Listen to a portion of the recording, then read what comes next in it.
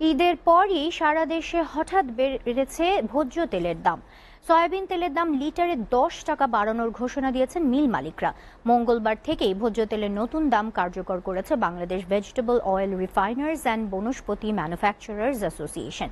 সোমবার অ্যাসোসিয়েশনের পক্ষ থেকে দেয়া চিঠিতে বলা হয়, ভোজ্য তেলের কাঁচামাল আমদানি ও উৎপাদন পর্যায়ে 7 ফেব্রুয়ারি জারিকৃত এসআরওর মেয়াদ 15 এপ্রিল শেষ হয়েছে। ফলে 16 এপ্রিল থেকে বাজারে পরিশোধিত পাম তেল ও পরিশোধিত সয়াবিন তেলের ভ্যাট অব্যাহতি পূর্ববর্তী মূল্যে সরবরাহ করা হবে।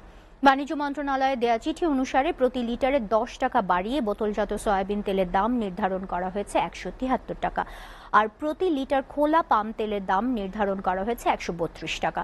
রোজার আগে 1 মার্চ বোতলজাত 1 লিটার সয়াবিনের দাম 10 টাকা কমিয়ে 163 করা হয়। এই সময় আন্তর্জাতিক বাজারে দাম ওঠানামার মধ্যে থাকায় পাম তেলের দাম নির্ধারণ করা হয়নি। এবার পামের দামও নির্ধারণ করেছে কোম্পানিগুলো। তবে ভ্যাট প্রত্যাহারের সময় শেষ হলেও এভাবে সয়াবিনের মূল্য বৃদ্ধির সুযোগ নেই বলে জানিয়েছেন বাণিজ্য প্রতিমন্ত্রী আহসানুল ইসলাম। ব্যবসায়ী বান্ধব সরকার এটা আমি বলতে রাজি না। আমরা ভোক্তা বান্ধব এবং সাধারণ মানুষ বান্ধব সরকার, কিন্তু ব্যবসায়ীদেরকে ওই পরিমাণ সুযোগ সুবিধা দিব যেটার মাধ্যমে আমাদের ভোক্তারা উপকৃত হয়।